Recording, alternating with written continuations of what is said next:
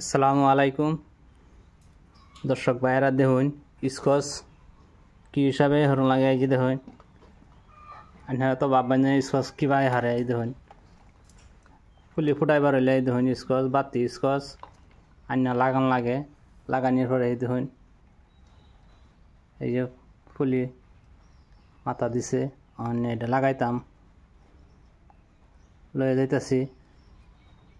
আপনারা যদি লাগাইন, আপনারা বাতি স্কচ আন্না লাগাইবেন, বা এক দুইটা গাছ যদি লাগাইন খাইতে পারবেন, ব্যস্ত না পারবেন, কোনো টেনশন নাই। এই দেখুন আমি লয়ে যাইতেছি লাগাইতাম। এই যে ফুলি এই যে 20-25 দিন হয়েছে আন্না লাগাইছি, দেখুন ফুলি হয়েছে, কি সুন্দর হয়েছে ফুলিটি।